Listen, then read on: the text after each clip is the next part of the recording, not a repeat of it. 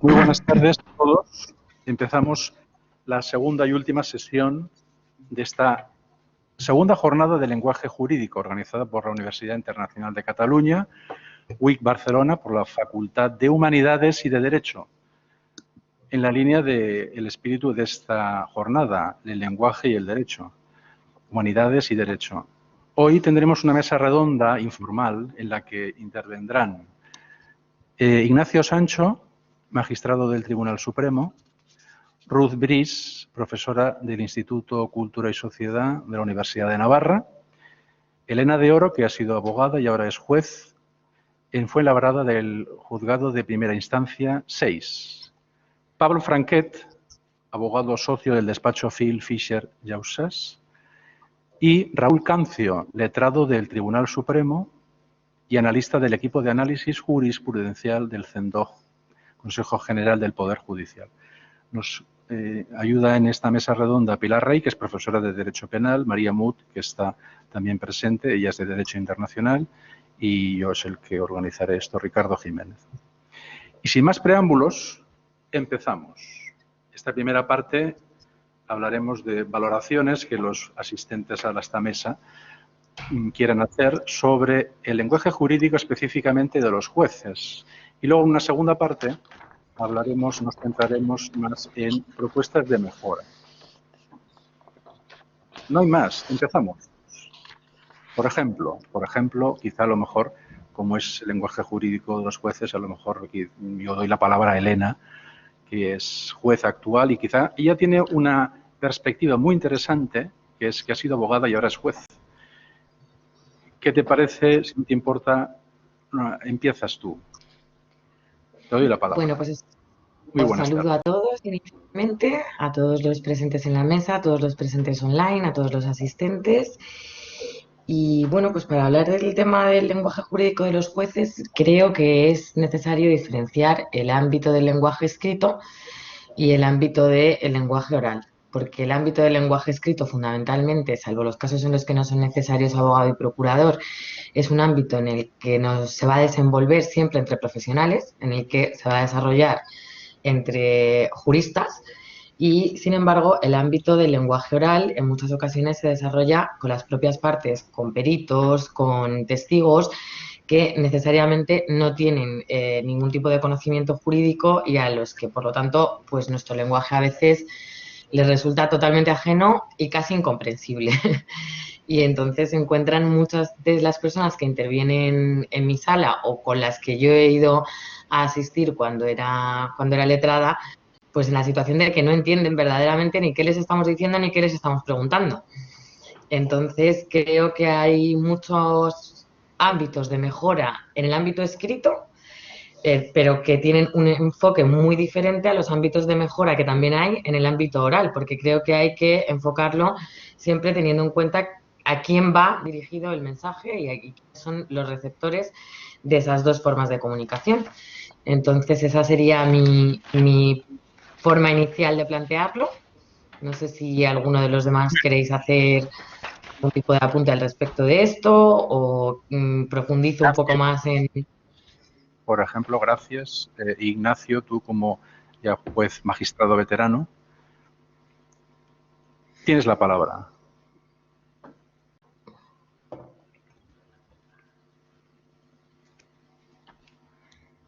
Mientras tanto, quizá ha habido un problema de audio, a lo mejor. No, es que yo creo que no tiene micro. Sí, el micro, lo había desconectado para no disculpar. Que aprovecho para saludar a todos los miembros de la mesa y también a todo el auditorio, los que asistan a la sesión.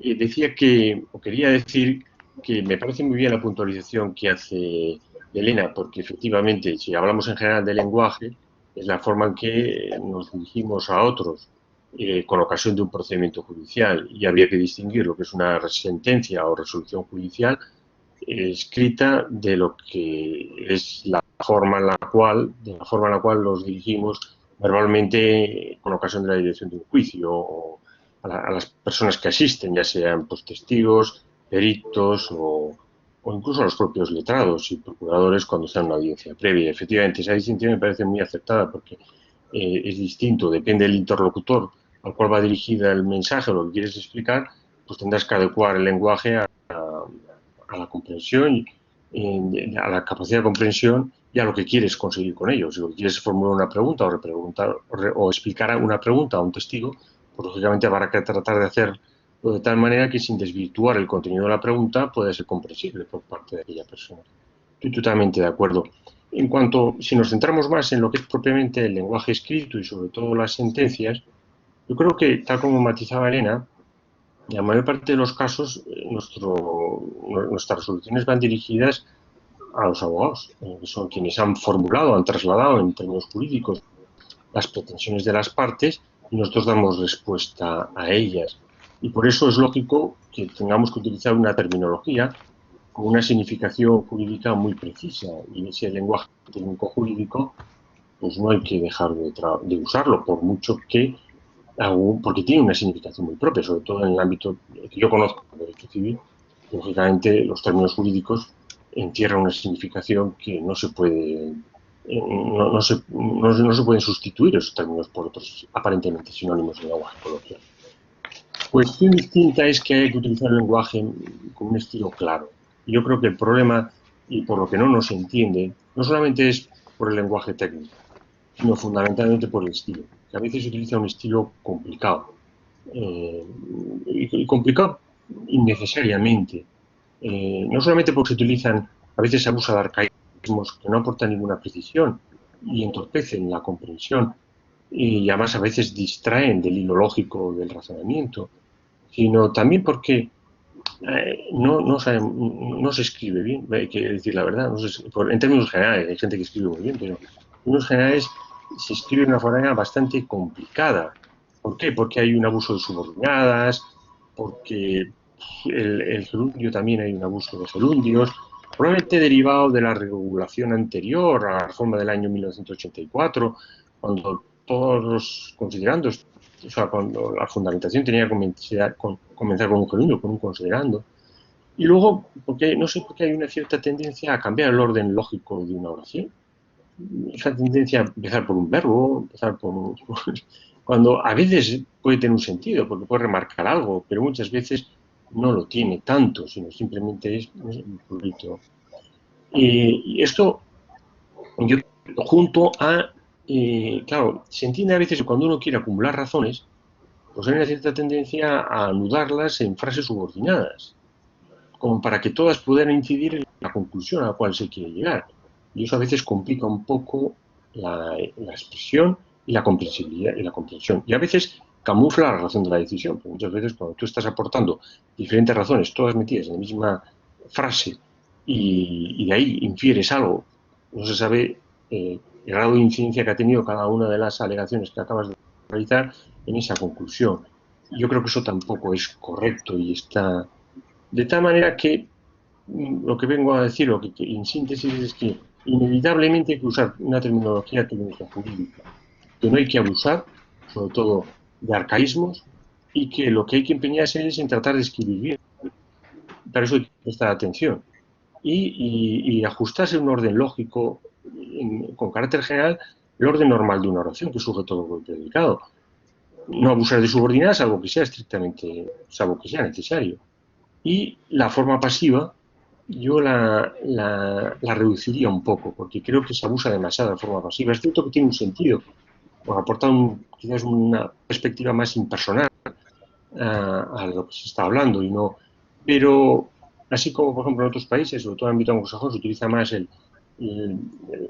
una forma de expresarse y dirigirse más personal del juez que está dando su opinión. Yo creo que tenemos que ir ajustándonos a fórmulas en las cuales no todo sea forma pasiva, porque un escrito donde todo es pasivo, formas pasivas de explicarse, me parece que es demasiado complicado. Y nada más, porque no quería abusar Muy bien. la palabra. Muchas gracias. Muchas gracias, Ignacio. Yo quiero preguntarle a Pablo, él como abogado que ya lleva años, tú has percibido, hay un informe de una comisión conocida de modernización del lenguaje jurídico y que ha propuesto una serie de mejoras. ¿Tú ves que ha habido, de las sentencias que tú has leído, tú crees, si te parece contestar a esto o te parece responder a otra cosa como tú veas, pero tú crees que ha habido una mejora cierta mejora en el lenguaje jurídico de las sentencias y también me parece oportuno centrarnos más en el lenguaje escrito, como ha dicho Ignacio. Sí, a ver, desde la publicación del informe de la comisión, que casualidad lo tengo aquí delante, ya han pasado años, bueno, se inició en el 2009, yo no percibo grandes cambios en la práctica, en la medida que hay muchos jueces, muchos tribunales y muchísimos más abogados en activo, y es difícil que en un periodo tan breve haya cambios sustanciales a nivel general. Pero sí que percibo que, pues eso, en los últimos años hay iniciativas, entre otras como esta misma jornada, en la que sí que se va viendo que está habiendo cambios y que hay un interés en la esfera, digamos, hispánica por este tipo de cuestiones que están muy consolidadas en el mundo anglosajón y que eso sí que a nivel de determinados, pues en este caso jueces, me consta que hay iniciativas para cambiar esas cosas. Yo, por ejemplo, leo la Carta de Derechos del Ciudadano ante la Justicia, que es del año 2002, y que la aprobaron por unanimidad todos los partidos políticos de la época. Yo creo que es de las pocas cosas que ha habido consenso recientemente en política. Y decía que el ciudadano tiene derecho a que en las sentencias y demás resoluciones judiciales se redacten de tal forma que sean comprensibles por sus destinatarios, empleando una sintaxis y estructuras sencillas, sin perjuicio de su rigor técnico, ¿no?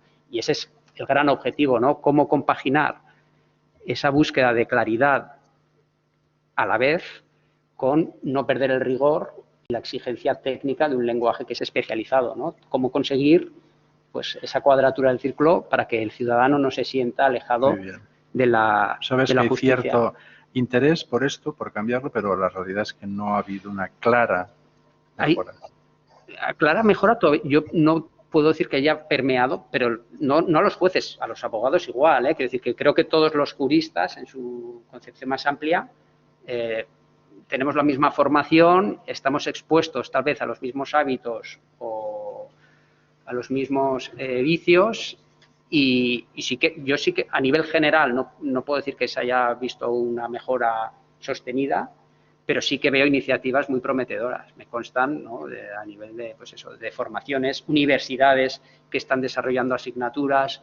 Ayer escuchábamos aquí que herramientas tecnológicas, softwares que se están haciendo. Me consta que en la escuela judicial es un tema que sí, perdona, de la escuela judicial le preguntaremos a Elena sí. en la parte de propuestas y tal, porque será muy interesante su punto de vista en este sentido. También de Ignacio. Gracias. Para dar voz a Raúl Cancio, no te pregunta nada en especial, pero de lo que hemos comentado hasta ahora, dentro de estas valoraciones, sí, como está ahora el lenguaje jurídico escrito, quizá más de los jueces. Sí. Tienes la palabra.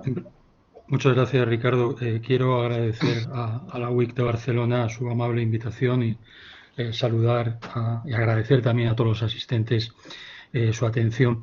Yo no puedo añadir ni quitar una sola coma a lo que han comentado tanto Elena como Ignacio y Pablo. Es impecable. Ahora, sí que me gustaría dar un paso más desde una perspectiva del lenguaje, pero cómo al lenguaje jurídico le está afectando determinadas conductas, determinadas tendencias que son advertibles, que se perciben en nuestra sociedad.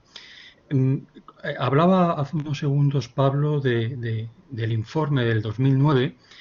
Recientemente, en el mes de marzo, como todos sabéis, ha habido también un protocolo general se llama Protocolo General de Colaboración para el Fomento de un Lenguaje Jurídico, que firman Ministerio de Justicia, Real Academia, Consejo, Abogacía Española, Consejo General de Procuradores, Fiscalía General. En esa misma línea, y tanto en el de hace casi 12 años como en este reciente, y también en los foros que también comentaba Pablo, en donde se han impulsado el lenguaje jurídico, se ha enfatizado, se ha subrayado la idea de que una justicia moderna tiene que ser igual o tiene que equipararse a, como dice el texto, a un derecho. Se reconoce una suerte de derecho a comprender por parte del justiciable o del ciudadano. Y yo creo que es una tendencia que si la vemos con carácter general y de manera global puede ser interesante, pero también nos puede llevar a lo que en el ámbito de la sociedad se está produciendo. Y es, yo creo que un error en la tendencia a simplificar el lenguaje de manera que sea mucho más accesible y más, podríamos decirlo, socializable. Esa simplificación que se ha puntualizado, que no tiene por qué ser el lenguaje jurídico, una cosa es el rigor técnico y otra cosa es la manera de escribir, pero el problema que ocurre en el ámbito de la justicia es lo que ocurre también en muchos otros ámbitos de nuestra sociedad. Fijaos, ya casi nadie realiza una gestión en una agencia de viaje, ¿no? Sino que directamente gestiona el viaje a través de Internet. Luego puede que tenga problemas porque resulta que el apartamento no era el que aparecía en la imagen. Ahora mismo cualquiera que tengamos un teléfono móvil tiene acceso a la información. Parece que se busca eludir el que tradicionalmente era el intermediario. El intermediario que lo que hacía era enriquecer precisamente esa comunicación entre el medio de comunicación y el ciudadano, entre el profesional de los viajes y el viajero. Y en el ámbito de la justicia, las sentencias se tienen que entender, desde luego, pero también hay una, yo creo que peligrosa tendencia en vaciar y en desnaturalizar al intermediario, al agente judicial. ¿Quién es? El abogado, el procurador, el graduado social, el profesional que de alguna manera va a traducir, va a depurar, va a pasar por un crisol de una persona que tiene una formación para que ese justiciable, para que ese ciudadano le llegue el verdadero contenido de esa resolución, de ese auto, de esa sentencia. Por lo tanto, hay un cierto riesgo en estas vindicaciones de derecho a la comprensión, de disposiciones, tanto desde el punto de vista de las resoluciones judiciales como la normativa legislativa, que en ocasiones es también muy afractuosa. Hay una búsqueda de una simplificación para que directamente el ciudadano, sin elaborar esa información, pueda tener acceso a ella. Y a mí me parece que eso es un error, insisto, un error desde el juzgado donde está Elena hasta la última instancia. ¿Por qué? Porque cada instancia procesal tiene una naturaleza singular. Tenemos entre nosotros a un magistrado del Tribunal Supremo y que conoce mejor que ninguno de nosotros lo que es un recurso de casación, su naturaleza extraordinaria, y que en otros países de nuestro entorno, y eso Pablo lo conoce, me consta, esto recuerdo que antes de la reforma del año 2015 de la ley de la jurisdicción contenciosa, en reuniones como esta que se hizo para hablar precisamente de la reforma, se habló de la necesidad de una especialización por parte de abogados y letrados que tuvieran acceso a la casación. ¿Por qué? Porque se da una serie de circunstancias muy peculiares que no se dan en otras instancias jurisdiccionales. Esto ocurre en Estados Unidos, ocurre en Francia, ocurre en Italia. Entonces, termino ya. Me gustaría puntualizar y subrayar esa idea, la necesidad de no eludir o, en su caso, potenciar la figura del intermediario jurídico, que para mí resulta absolutamente fundamental y más en instancias jurisdiccionales donde la forma y la parte sustantiva no se diferencian tanto como es, por lo que yo conozco, el Tribunal Supremo y el ámbito de la casación.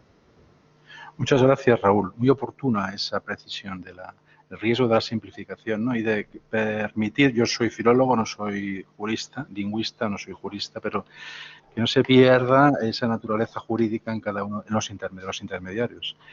Tenemos a Ruth Brice, que ella conoce bien el lenguaje jurídico de aquí y el lenguaje jurídico anglosajón. Vamos a escuchar a ver su punto de vista y qué nos puede aportar. Yo quería decir dos cosas bastante diferentes, ¿no? Primero, agradezco mucho a Raúl lo que ha dicho. ¿Se me oye bien? ¿Se me oye? Sí. Agradezco mucho lo que ha dicho Raúl, porque a mí me parece también que es interesante subrayar el carácter técnico, profesional, la capacidad que tiene un juez o un abogado de hilar fino en el lenguaje técnico, porque al final la justicia depende de diferencias técnicas, diferencias que tienen que ver con una situación u otra, ¿no? Y eso solo sabe un abogado, por eso contamos con abogados, ¿no? Y lo que dice Raúl de que la gente quiere acceder directamente a la justicia sin tener un intermediario, me parece un problema de la época actual. Iba a decir que primero, en la línea de simplificación, un querido compañero y amigo mío, Vijay Bhatia, hace mucho tiempo, cuando hizo la tesis doctoral por los años 80, en Inglaterra, trabajaba con gente que estaba haciendo borradores de leyes, ¿no? Con los funcionarios que estaban redactando leyes, y les explicaba cómo era posible facilitar la comprensión sin simplificar el contenido, ¿no?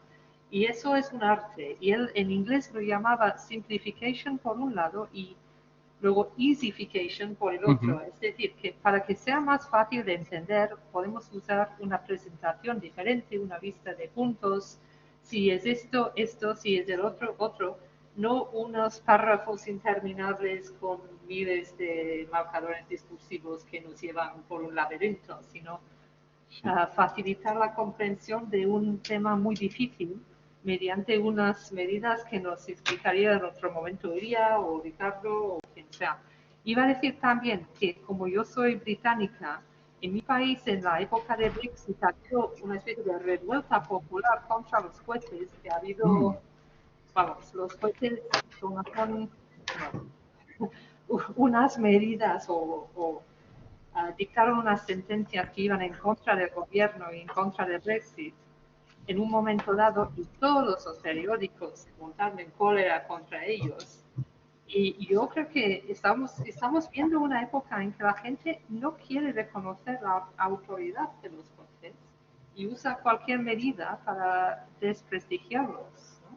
Entonces es importante que los jueces también se defiendan, ¿no? Y que digan que sus conocimientos técnicos sí que merecen la pena, son importantes. Y que, claro, es que yo tengo un artículo publicado sobre un artículo en el Daily Mail en que llamaban los jueces del Tribunal Superior enemigos del pueblo, ¿no? Como la obra de Ibsen, Sí, sí, un enemigo del pueblo. Entonces, los jueces tienen que tomar medidas para que la gente entienda. Eso forma parte de la misión educativa de los colegios, quizás, o de las universidades, para que la gente entienda que los jueces protegen nuestros derechos, no están ahí para oprimirnos. Eso es... Muy bien. Y, bueno, aquí Raúl, vamos, como es una tertulia informal. Adelante, Raúl. Sí, muchas gracias, Ricardo. Es que esto que ha comentado Ruth es muy interesante desde el punto de vista del prestigio o de las vertientes técnicas que tiene el lenguaje. Otro de los problemas que todos conocemos es cómo se está implantando o se pretende implantar cierto, hablo de carácter general, un cierto lenguaje inclusivo, empático, un cierto lenguaje en las relaciones sociales, en la prensa, en la televisión, que no sea ofensivo, que de alguna manera no irrita al interlocutor. Hace muy poco, creo que todos recordaremos un juicio que hubo, creo que fue en la Comunidad Valenciana, en relación con una agresión sexual múltiple a una joven de allí valenciana por varios individuos. El fiscal llevó a cabo un interrogatorio a la víctima, un interrogatorio que fue extremadamente minucioso, que lógicamente generaba en esa persona una situación incómoda, una situación dolorosa, porque tenía que recordar, tenía que retomar un escenario absolutamente traumático. Llegó al punto de tener que describir escenas, comportamientos, pautas realmente muy dolorosas. Al día siguiente, las crónicas de la prensa criticaron con dureza al fiscal, porque dijeron que no había sido empático, que no había tenido en cuenta los derechos de la víctima, etcétera, etcétera. Días después, cuando se dicta esa sentencia, fue una sentencia severa, condenatoria, y de la lectura de esa sentencia se infiere claramente que precisamente por ese interrogatorio tan riguroso, tan descarnado, ciertamente, se pudo obtener una serie de elementos de prueba, una serie de datos que permitió luego una condena. Por lo tanto, ya no es solo una cuestión puramente empática, es que a veces el utilizar un lenguaje agraz, áspero y que pueda ser realmente doloroso, sin embargo, tiene consecuencias jurídicas de primera magnitud. Era un poco comentar. Muy preciso, sí, nos acordamos de la sentencia y de la noticia. Elena, adelante.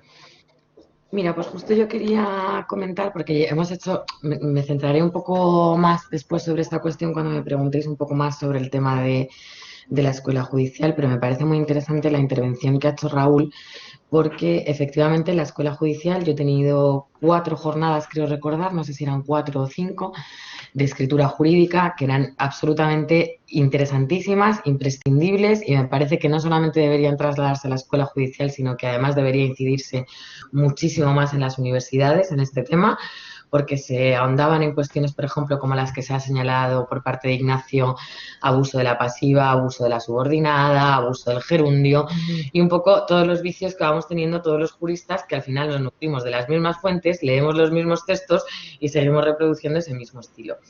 Pero lo cierto es que también hubo un momento en estas clases que a mí sí me produjo un cierto rechazo, y fue una clase ya dedicada específicamente a cómo deberíamos incorporar a nuestras sentencias el lenguaje inclusivo. Y entonces yo lo que creo es que sí que, si queremos, es una opinión muy personal, pero desde luego si queremos avanzar en el sentido de que una cosa es que exista un derecho a comprender que no sea incompatible con la tecnicidad de nuestro trabajo, no podemos mezclarlo con cuestiones que son de oportunidad política pura y dura. El lenguaje inclusivo es una cuestión sobre la que no existe verdaderamente un acuerdo, ni siquiera por parte de los lingüistas. Entonces, ¿cómo vamos a transmitir algo en lo que no existe un acuerdo por parte de los lingüistas a los juristas? Y además desde un punto de vista incluso que llegaba hasta un límite que llegaba incluso ya a suponer una alteración de lo que supone nuestra labor profesional. Y os explico el caso concreto.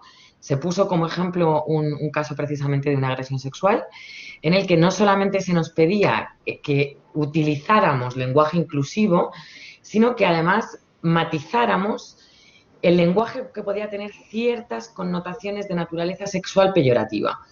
Pero claro, cuidado, porque esto, por ejemplo, se refería a que la víctima había declarado que llevaba un tanga.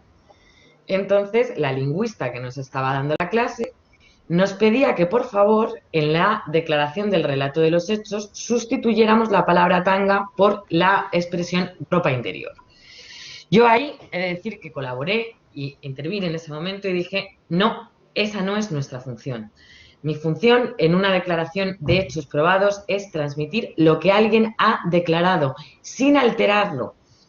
Después, en la fundamentación jurídica, yo podré hacer una condensación del lenguaje o podré hacer una utilización más propia o no, a lo mejor tan vulgar en determinadas ocasiones, pero lo que yo no puedo hacer en ningún caso es alterar en el ámbito penal o en el ámbito contencioso administrativo, incluso en el ámbito civil.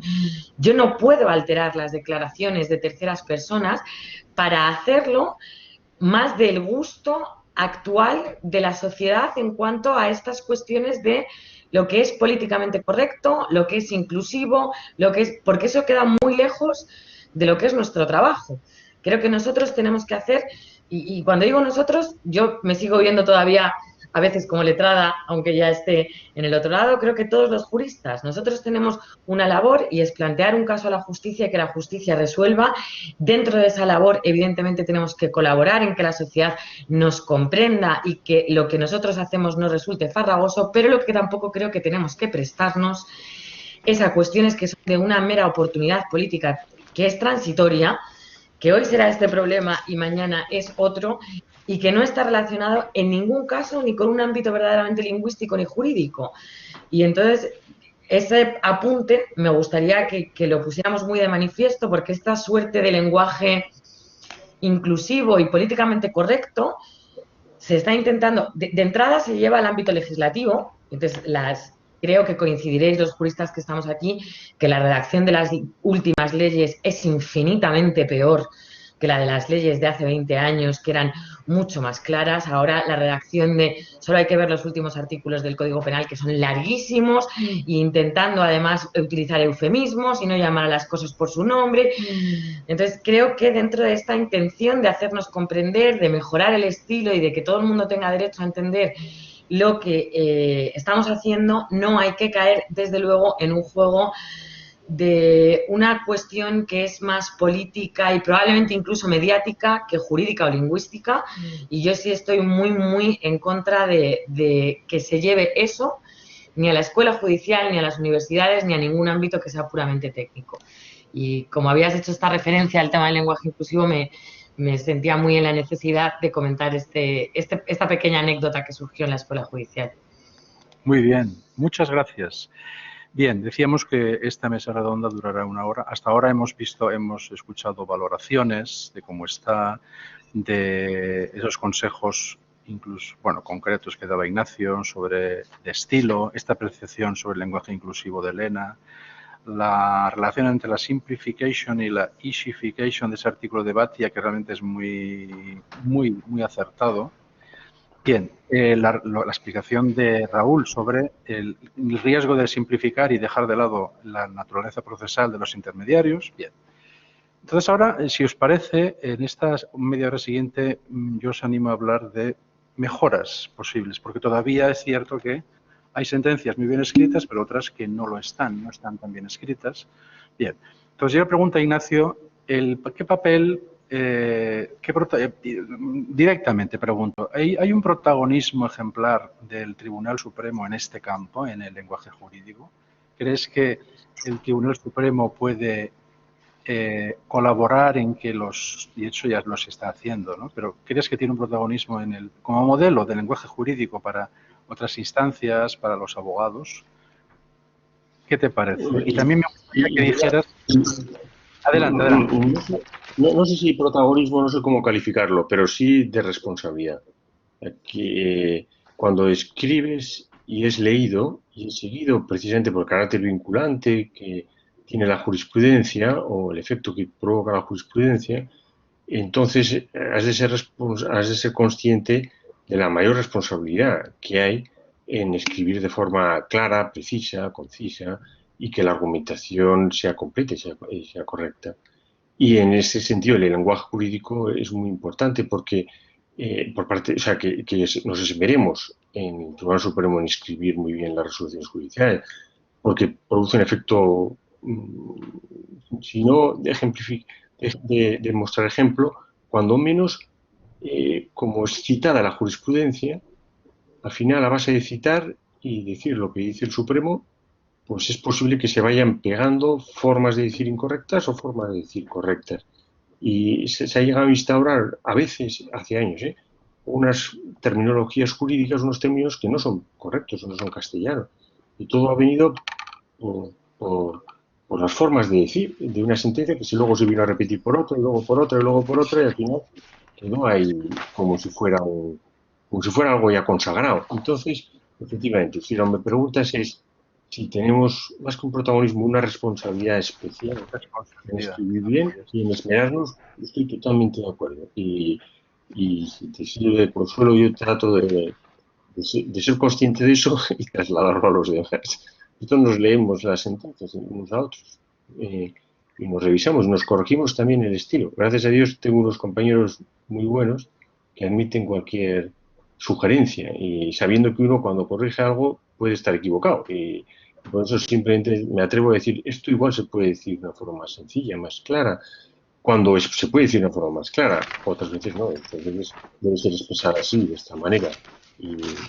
Pero bueno, en eso estamos. Yo creo que hay yo puedo hablar de lo que conozco. Mi sala, la sala primera, e incluso la sección segunda, que es donde estoy, la que presido. Pero, y ahí hay un interés en tratar de escribir bien y somos conscientes de, por efecto vinculante que tiene la jurisprudencia, cómo puede influir en los demás. Muy bien, gracias. Y a los juristas, o no juristas, a los lingüistas también, como propuestas de mejora, el Legal English, el Plain Language, que tiene mucha fuerza en la tradición anglosajona, la tradición francesa, está muy bien y sirve de modelo, pero ¿no creéis que hay una tradición, de hecho ya lo hemos hablado con algunos juristas, una tradición aquí, en este país, España, de redactar bien? ¿No os parece que podríamos recuperarla o enlazar con esa tradición sin dejar de aprender del inglés o del francés, de otras tradiciones? Aquí lanzo la pregunta a los juristas. ¿Qué os parece? ¿Podemos recuperar esa tradición de escribir bien? Pablo, por ejemplo. Sí, yo mismo. Sí, yo ya que mencionas la tradición, Chesterton decía que la tradición es la transmisión del fuego y no la adoración de las cenizas, ¿no? Entonces, en eso, en el lenguaje jurídico, yo creo que tenemos que repensar qué es la tradición jurídica, y yo creo que la tradición jurídica es, en el ámbito del derecho, es una herramienta al servicio de la justicia y al servicio, es una herramienta más social, ¿no? Y es lo que debe presidir cualquier movimiento de modernización o de actualización del lenguaje, y no adorar las cenizas. Las cenizas probablemente sean esos hábitos, esas fórmulas arcaizantes, extranjerizantes hoy en día, porque el impacto del inglés innecesario es a veces igual, para los ojos del ciudadano, a lo mejor igual de chocante que yo distingo entre latinajo y latinismo. O sea, el latinajo es el uso innecesario del latín simplemente por vedetismo judicial, ¿no? Y luego hay aforismos latinos que son necesarios porque no hay otra forma de decirlo, y hay un mínimo, hay un componente técnico que es difícil eludir, ¿no? Entonces, yo creo que esa tradición se puede recuperar, y recuperar voces de juristas españoles que son sensacionales, que les hemos hecho poco caso. Creo que ahí tenemos una labor de recuperación y de memoria que puede correspondernos a nosotros, y que creo que es esa distinción a lo mejor entre el derecho del ciudadano a comprender y la necesidad de los operadores jurídicos de un lenguaje especializado, incluso de intermediarios expertos. Yo creo que a veces se puede superar, incluso se da a veces en la práctica la paradoja de que esas sentencias de tribunales superiores, del Tribunal Supremo, del Tribunal Europeo, o de Derechos Humanos o Tribunal de Justicia, a veces son más fácilmente comprensibles que sentencias de órganos a lo mejor inferiores. Yo estoy más habituado a trabajar sentencias de la Sala Primera, la civil, y de la Contencioso Administrativa, de la tercera. Y la propia estructura de las sentencias, oye, el uso de párrafos equilibrados, no son excesivamente largos. Las sentencias tienen una extensión para tratar temas de gran complejidad que es probablemente ajustada a la necesidad del caso. Y a veces te encuentras en sentencias a lo mejor de instancias, de primeras instancias, que ahí sí que a lo mejor hay más, lo que se llaman morcillas, ¿no? Cortas y pegas, y te das cuenta, por ejemplo, en las citas jurisprudenciales de los tribunales de alta instancia, la cita de la sentencia es estrictamente el párrafo nuclear en el que se condensa a lo mejor una doctrina que quieren aplicar, ¿no? Es decir, que esa paradoja, yo creo que sí, que los altos tribunales tienen esa función de liderazgo y demostrar el camino a seguir. Muy bien. Elena, adelante. Es que ya he vuelto a encender el micrófono. Mira, pues justo uno de los puntos que yo había he ido tomando notas mientras hablabais, y una de las cuestiones que yo relacionaba con el concepto de easification que ha comentado Ruth también está relacionado con lo que comentabais ahora sobre la extensión. Yo creo que uno de los grandes problemas que existe, y de los dos lados, tanto de los abogados como de los jueces en la actualidad, es que tanto las demandas como las sentencias son en ocasiones excesivamente largas de forma innecesaria, porque se abusa de introducir párrafos de jurisprudencia y más o menos al peso.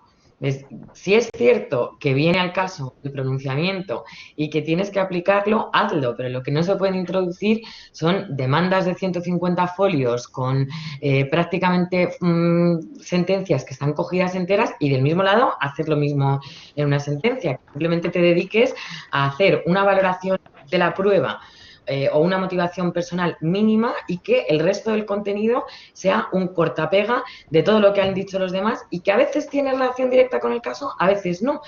Entonces creo que en ese easification, utilizando el término anglosajón que habéis utilizado, además del propio estilo de redacción, esto es una cuestión en la que todos los juristas deberíamos ponernos mucho las pilas, y en entender que la calidad no está relacionada en el ámbito del derecho, desde luego, con la cantidad, ni mucho menos. Muy bien, gracias. Bien, aquí hay una pregunta de la profesora Paulina Meza, que agradece las intervenciones. Dice, ¿creen que el lenguaje claro puede aportar en la comunicación escrita entre expertos del ámbito jurídico, entre juez? O sea, ¿creen que puede aportar algo este lenguaje claro entre el juez y el abogado, abogado y abogado, el abogado y el juez? ¿Creen? Lanzo la pregunta. El lenguaje claro. Bueno, yo, si me permite, Ricardo, contestando a esta pregunta en concreto y luego muy brevemente anotando algunas cuestiones que han dicho mis compañeros, naturalmente, Es decir, desde el punto de vista del ejercicio de la jurisdicción, es un doble sentido, una vía de doble dirección. Eso lo puede aseverar tanto el magistrado Ignacio como Elena. Cuanto mejor es el escrito, necesariamente la resolución, la contestación a esa pretensión judicial, a esa pretensión casacional en su caso, va a ser necesariamente más enriquecedora. ¿Por qué? Porque sabes perfectamente lo que se están planteando. ¿Cuántas veces el mayor trabajo a la hora de elaborar una resolución viene generado precisamente cuanto peor es el escrito, cuanto peor es la redacción, cuanto más oscura es la pretensión, que al final tardas más tiempo en saber exactamente qué es lo que se está planteando que la cuestión, que el debate jurídico en sí? Por lo tanto, a mí me parece absolutamente esencial. En cuanto preguntabas antes al principio, ¿qué puede hacer instituciones, por ejemplo, como el Tribunal Supremo? El Tribunal Supremo, el Consejo General del Poder Judicial, pero el Gabinete Técnico, y en este caso puedo hablar porque yo participé en él, junto con la Real Academia, y bueno, tenemos que decir, cuanto antes hablabas de las instituciones y de la influencia del lenguaje continental en España, ahora mismo tenemos a un extraordinario jurista como director de la Real Academia y, hombre, el Gabinete Técnico ha participado muy activamente en los dos diccionarios del español jurídico, el español y el panhispánico, así como en el libro de estilo. Y es interesante, al margen de su contenido, es interesante porque viene un poco, o lo enlazo con lo que comentaba en mi primera intervención, y es, sería un error dar al justiciable, al ciudadano, una información excesivamente simple, excesivamente chata. Lo que yo creo que sí que necesitan son estas herramientas, estos instrumentos, filología, un buen diccionario, un buen libro de estilo, para que si alguna vez están leyendo una sentencia y no conocen el sentido de enfiteusis, puedan acudir a ese diccionario, leerlo, en vez de escribir en la sentencia un sinónimo de enfiteusis que no tiene ningún sentido desde el punto de vista jurídico. Y por último, esto ha comentado Pablo de manera tangencial, el tema de los tribunales supranacionales desde el punto de vista del lenguaje para mí es un tema capital y quedaría, Ricardo, seguro que para otra jornada.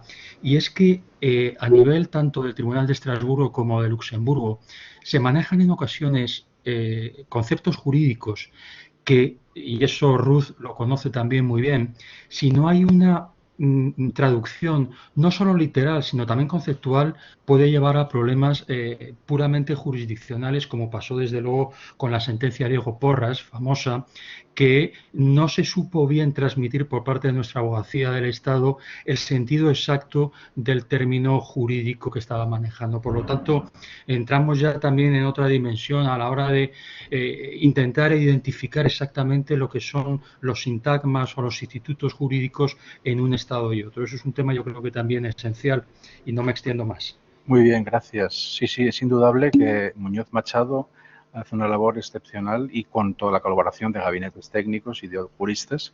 El libro de estilo de la justicia es realmente un paso adelante muy positivo, el diccionario del español jurídico que está al acceso de todos.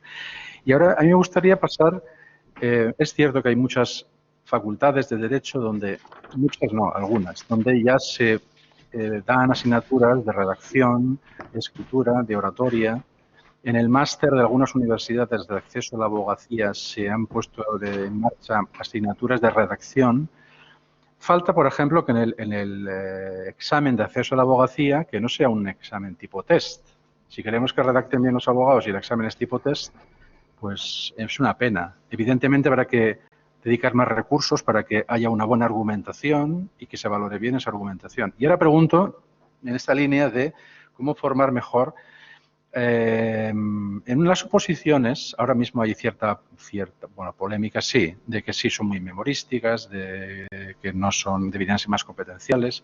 En fin, yo desconozco, soy lingüista, pero en la oposición de juez no se podría incluir, insisto, que a lo mejor me meto en un lugar donde yo soy un desconocido, pero no se podría incluir un ejercicio de argumentación, pregunta de lingüista que se mete en un berenjenal a lo mejor, y que hay una parte de memorización y de recitación. Pregunto aquí a magistrado y a juez, ¿no os parece? ¿Qué os parece esta opinión? Por ejemplo, Ignacio, luego Elena. Ignacio, ¿qué opinas? ¿Qué te parece esto? Vamos a ver. Claro, hablar de argumentación y lenguaje está muy vinculado, porque el lenguaje en una sentencia es argumentación. Se emplea para argumentar, razonar, dar...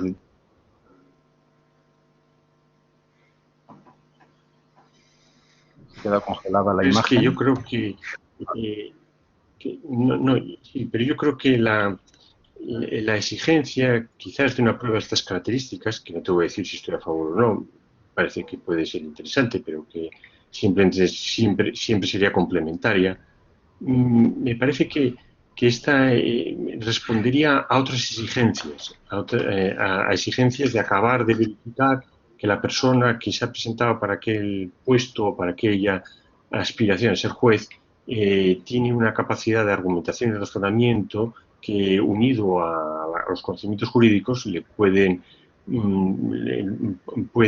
o sea, nos pueden asegurar que verdaderamente puede desarrollar bien su función. No atendería tanto a esta exigencia de escribir bien, aunque lógicamente va muy ligado, porque razonar y argumentar, lógicamente, si argumentas bien, tienes también que explicarlo bien y decirlo bien. Y yo las exigencias por decirlo así, de mejorar en la expresión oral y escrita, creo que tienen que venir de antes, tienen que venir de la facultad, tienen que venir de las escuelas de derecho y también se puedan dar en ellas en la escuela judicial y luego durante el ejercicio de la función jurisdiccional. Pero esa exigencia de esa prueba que hablabas de argumentación, que sería en última instancia introducir un caso práctico que hay en otras oposiciones, podría ser. Hace muchos años lo había.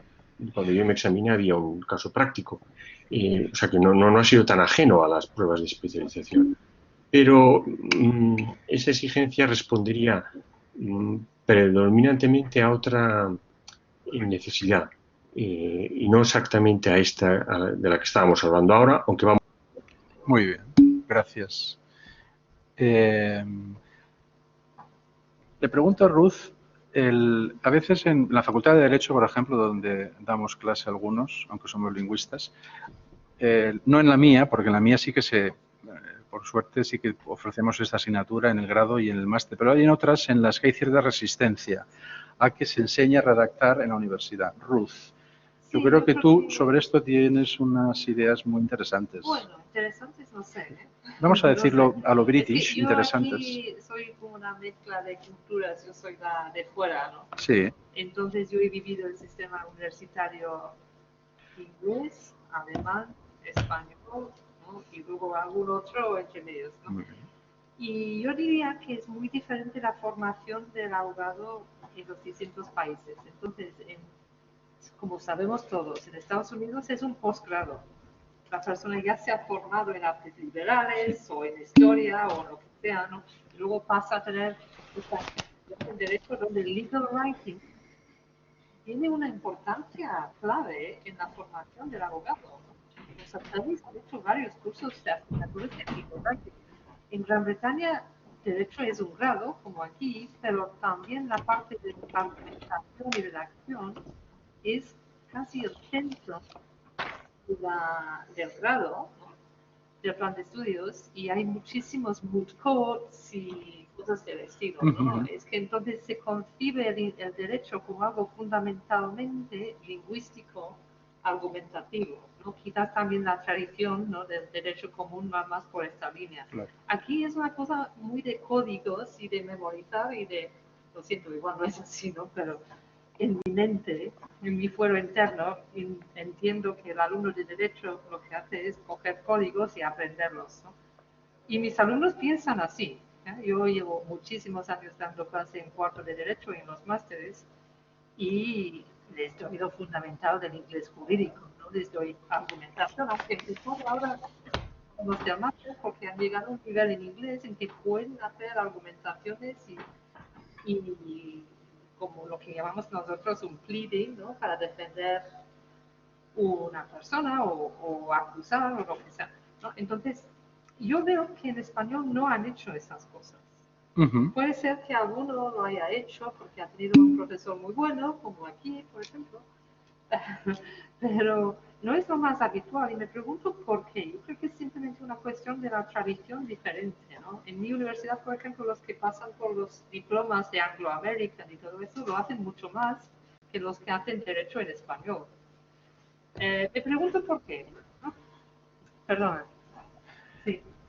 Pablo, quizás sí. ¿nos puedes explicar por qué el español, en el derecho español? Pablo no conoce, también estuvo en Duke Sí, University, por conoce ejemplo. eso, conoce la universidad de aquí de España.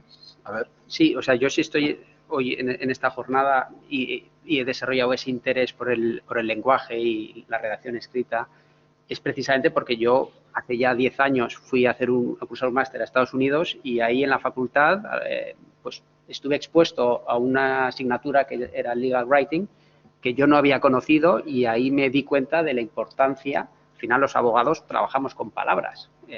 Los procedimientos judiciales están hechos de palabras. Nuestra misión de ayudar a que se haga justicia es convencer al juez en la defensa de los intereses que nos ha confiado nuestro cliente.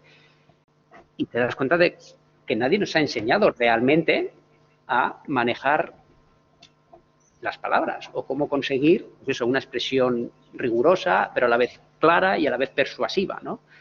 Y yo creo que en España, no sé por qué, en nuestra tradición académica no está esa atención. Sí que tenemos tradiciones lógicamente lingüísticas, tenemos grandes juristas, pero creo que nos falta mejor ese punto de tratar de que eso que a lo mejor hay gente que de forma individual ha tomado como interés y ha querido desarrollar personalmente, tal vez sería un buen momento para conseguir que en las facultades se hiciera de una forma un poco más general y como mínimo para que los estudiantes de Derecho, que el día de mañana pueden llegar a ser jueces, pueden ser fiscales, procuradores, abogados o lo que sea, pues como mínimo estén abiertos a esa preocupación y que cuando se pongan a trabajar en el ámbito que sea, no solo se preocupen de qué dicen, sino cómo lo dicen, quién les va a leer, a quién va dirigido esto. Yo creo que sí que hay iniciativas relativamente recientes en España, pero creo que todavía tenemos mucho campo por labrar. Raúl, querías comentar algo. Sí, es que escuchando a Ruth y a Pablo, me ha venido a la cabeza, como tú al principio me has presentado, Ricardo, yo llevo casi 20 años en el CENDOC como analista y esta desidia por el lenguaje, o por lo menos por el lenguaje jurídico en nuestro país, es extraordinario desde el punto de vista, si ves la literatura jurídica española, el único libro que hay sobre el tema de la cita legal en este país lo escribí hace más de 15 años. Ahora recientemente un compañero de la Universidad de Granada, catedrático de Derecho Penal, ha publicado un artículo muy interesante retomando esta cuestión, pero es una cuestión tan elemental como deben citarse los antecedentes jurisprudenciales, las sentencias en las resoluciones, donde durante años cada uno ha citado de alguna manera, citando editoriales privadas, citando repertorios, nombrando sentencias. Bueno, es algo que Pablo lo conoce. En Estados Unidos, la literatura sobre el legal citation, el Blue Book de Corner, es algo que se lleva haciendo desde hace décadas y es algo tan elemental. Y en el rigor, de hecho, en la reforma de la ley de la jurisdicción, del nuevo recurso de casación, una de las cuestiones que se exigen es una cita de las resoluciones conforme aparecen en el Likely o en el ROG, en el centro. Por lo tanto, es un ejemplo, yo creo que paradigmático de esta desidia, de esta falta de interés por la cita rigurosa en nuestras resoluciones y que facilita mucho el trabajo tanto a justiciables como, desde luego, al que tiene que redactar la sentencia o la resolución judicial. Gracias, Raúl. Y a Elena le pregunto, tú has pasado 11 meses en la escuela judicial, nos has dicho que estuviste 4 jornadas. Quizás es un momento a lo mejor para dedicar más tiempo a esto, a formar bien a los jueces. Aunque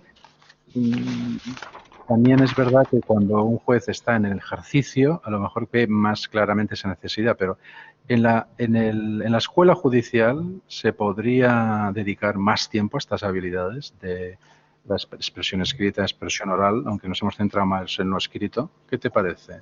Desde luego, completamente. Yo estoy de acuerdo de todas maneras con Ignacio en que creo que esto también debe venir de antes. Entonces, para empezar, creo que se debe prestar muchísima más atención de la que se presta en las universidades. Yo en mi universidad cursé 2 asignaturas, tanto de expresión oral como de expresión escrita, pero eran asignaturas de libre configuración.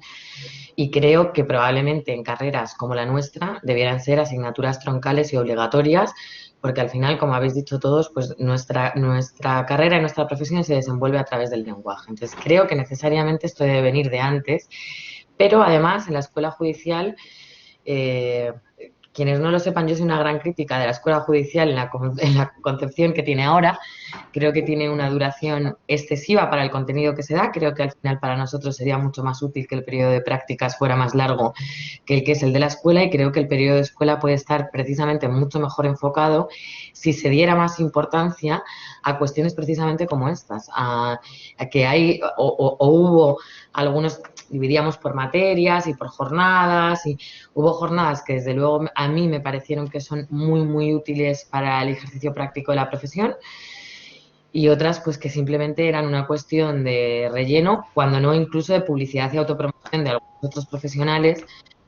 Y entonces yo he sido muy crítica con esto, y sí me gustaría incidir mucho en que creo que los responsables de lingüística de las universidades tenéis mucho que presionar para estar mucho más presentes tanto en las licenciaturas de Derecho y en los másteres como en el ámbito de la escuela judicial, y desde las dos perspectivas, insisto, porque yo es algo que he dicho al principio, nos estamos centrando mucho en la perspectiva escrita, pero la perspectiva oral para nosotros, para los jueces en determinados ámbitos, también es esencial. Entonces, como tenemos muy poquito tiempo, me gustaría contaros una anécdota que yo tuve en los juzgados de Fuenlabrada, para que se vea también cómo a nosotros nos tienen que advertir de forma previa. Yo había ejercido ya la profesión de abogado y probablemente de esto ya era consciente, pero hay muchos compañeros que lo han tenido que descubrir con la realidad, y hay muchas personas que no van a entender en absoluto lo que estamos hablando. Entonces me encontré en un procedimiento de un delito leve en el que el fiscal, después de que practicáramos los interrogatorios, solicitó, había 3 intervinientes, que para uno de ellos no pedía acusación, sino que solicitaba la absolución. Yo le pregunté a la persona en cuestión, ¿está usted de acuerdo con la absolución solicitada por el Ministerio Fiscal? Y el pobre, con un disgusto tremendo, me dijo, bueno, pues si no me queda otro remedio. Entonces, claro, pues otro remedio quedaba, y es que formuláramos acusación y pidiéramos que fuera prisión. Entonces, creo que también es importante que tanto en las universidades como en la escuela judicial se haga énfasis de cuándo nos estamos relacionando con profesionales, con letrados que van a hacer de intermediarios respecto al justiciable, y cómo nos tenemos que expresar cuando tenemos al justiciable directamente delante y cuando no todos los justiciables tienen el mismo nivel de formación, el mismo nivel de estudio, pero sí todos tienen el derecho a entender qué se está desarrollando en el pleito en el que ellos intervienen. Entonces, desde luego, yo creo que es una materia imprescindible en la escuela judicial, a la que debería darse mucho más peso del que se dio en la promoción en la que yo me he formado, que es en la promoción 70. Muy bien, muchísimas gracias. La anécdota es buenísima, es excelente. Si no me queda más remedio, sí, es buenísima. Muy bien. Bueno, pues nos quedan 2 minutos. Con esto, con las palabras de Elena, yo creo que podemos concluir la mesa redonda, informal, tertulia mesa redonda. Agradezco mucho a Ignacio, a Ruth, a Elena, a Pablo y a Raúl la presencia. Las palabras, yo creo que han salido ideas tanto de valoración de cómo se emplea, qué se hace en otros países, han salido propuestas muy concretas, el esfuerzo que ha hecho la Real Academia con Muñoz Machado al frente, consejos que ha dado Ignacio para redactar mejor las sentencias, esa relación entre simplification y issuification que nos ha gustado bastante.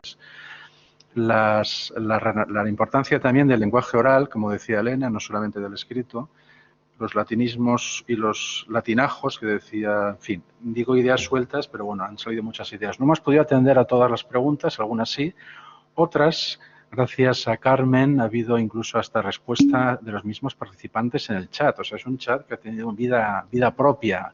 Siento no haber podido atender a todas las preguntas. Bien, Muchas gracias a todos. Esta conferencia quedará grabada para que puedan verla los que no han podido asistir. Y os emplazamos, ojalá dentro de un tiempo podamos vernos en Barcelona o en Madrid de manera presencial. Gracias a todos, a los asistentes y a la decana de Humanidades y a todos los que han colaborado, Pilar Rey, María Mo, Judith y a los asistentes. Gracias y nos veremos. Un cordial saludo. Muchas gracias. Muchísimas gracias. Adiós.